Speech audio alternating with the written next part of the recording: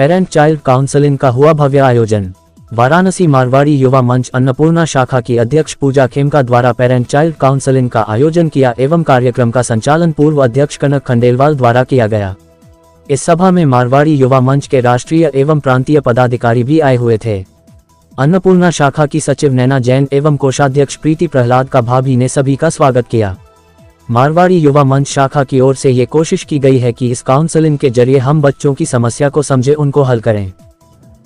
मैं नवीन पालड़ीवाल, प्रदेश अध्यक्ष उत्तर प्रदेश प्रांतीय मारवाड़ी युवा मंच। आज के कार्यक्रम को क्या कहना चाहेंगे?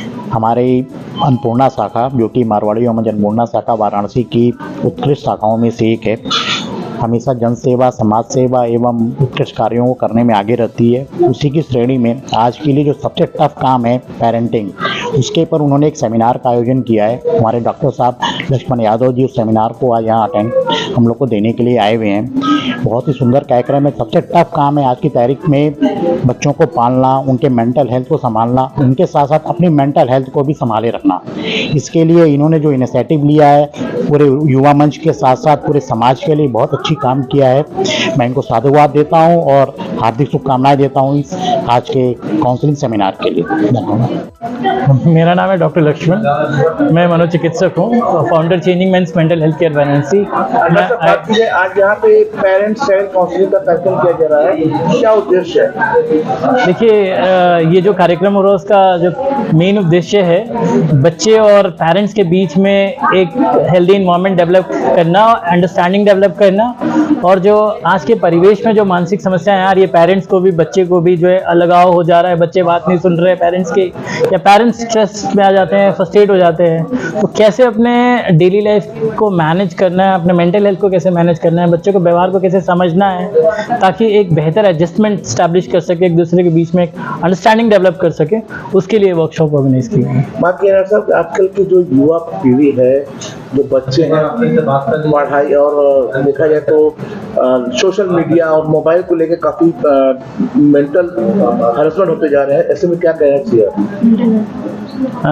एक्चुअली देखिए, सोशल मीडिया की जब हम बात करते हैं तो किसी भी चीज़ का अत्यधिक इस्तेमाल हमेशा नुकसानदायक होता है, वो कितनी बढ़िया हो, बट एक लेवल से ज़्यादा जब उसका मिसयूज़ होने लग जाएगा तो फिर वो कहीं ना कहीं प्रॉब्लम होती है। तो इसी वजह से आप देखेंगे कि अब बच्चे इंस्टाग्राम, फेसबुक और तमाम जो सोशल प्लेटफॉर्म्स पे गेमिंग, तो उसकी वजह से उनके अंदर कई तरह से पर्सनैलिटी इश्यूज आ रहे हैं, उनका जो एकेडमिक मार्क्स घट रहे हैं, गुस्सा, चिड़चिड़ापन, और हाल के दिनों में आपने देखा है कि किस तरह से घटनाएं घट रही है स्कूल कॉलेजेस में।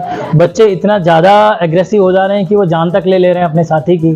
तो ये सब जो समस्याएं हो रही हैं उसका पहला और मेन एक बेसिक कारण सोशल मीडिया का एक्सेसिव यूज़ है, गेम्स जो हैं, मोबाइल गेम्स हैं, एज वेल एज पेरेंट्स और चाइल्ड के बीच में एक जो कोऑर्डिनेशन और हेल्दी इन्वायरमेंट होना चाहिए, जो एक हार्मनी होनी चाहिए, वो कहीं ना कहीं इसकी वजह से डिस्टर्ब हो रहा है और ये प्रॉब्लम्स बढ़ रही है। आजकल की फैमिली में जो पेरेंट्स हैं, छोटे से उम्र से ही बच्चों को मोबाइल दे रहे हैं हाथों में। बच्चा रो रहा है तो माँ मोबाइल दे रही है, बच्चा कुछ भी कर रहा हो तो माँ मोबाइल दे रही है, खाने से लेके सोने तक बच्चे के हाथ में मोबाइल दिया जा रहा है। इसका क्या दुष्प्रभाव पड़ रहा है बच्चों के हेल्थ पे? देखिए, छोटे बच्चों को मोबाइल देना एक मतलब आप समझ लीजिए कि पहले बच्चा रो रहा है तो मोबाइल दे रहे हैं, बाद में पेरेंट्स रोने लग जा रहे हैं मोबाइल दे करके कि अभी छोड़ नहीं रहा है, तो ये उल्टा असर हो गया। और दूसरी चीज़ है कि आजकल के पेरेंट्स बच्चे हो गए हैं और बच्चे पेरेंट्स हो गए हैं, क्योंकि इसके कहीं ना कहीं जिम्मेदार हम खुद ही हैं, क्योंकि हमें लगता है कि हमारा बच्चा लग्जरी में जिए, उसको कोई समस्या ना है उसके लाइफ में। हम चाहते हैं कि वो हमेशा टॉप में रहे, वो सुंदर दिखे, उसके पास, चूँकि मेरे पास पैसा है तो एप्पल का फ़ोन होना ज़रूरी है, स्टेटस भी दिखाना है। तो सबकी अलग अलग मानसिकता है। उसमें कुछ चीज़ें अब ऐसी हो गई हैं कि ये जीवन का हिस्सा बन गया मोबाइल। मुझे लगता है कि मोबाइल नहीं था तब भी बचपन था, हम पेरेंट्स थे, बच्चे थे, अब कुछ नहीं है, सिर्फ मोबाइल है और एक व्यवहार है जो कि हिंसात्मक है, एग्रेसिव जिसको हम कहते हैं, डिस्टर्बिंग है। अब सब परेशान है, स्कूल वाले अलग परेशान, बच्चा अलग परेशान, पेरेंट्स अलग परेशान। एक शांति के चक्कर में वो 10 मिनट का शांति होता है कि बच्चा आराम से बैठ जाए, फोन पकड़ा दे, तो वो शांति अब इंसान के जीवन का एक गले का हड्डी बन गया है। वो शांति छोड़ के सब है। तो मैं तो पेरेंट्स से कहता हूँ कि बच्चा कभी भूखा नहीं रहेगा, आप खाना मत दीजिए, मोबाइल मत दीजिए, खाना खाए या ना खाए 2 दिन बाद अपने आप खा लेगा। लेकिन पेरेंट्स को क्या लगता है कि बच्चा मोबाइल देखेगा तभी खाना खाएगा। पेरेंट्स को लगता है कि पढ़ाई इसी पे हो रही है, नहीं पढ़े मेरा बच्चा, कम से कम आगे चल कर के वो, एक हिंदी में वर्ड है, माफ करिएगा, खूंखार।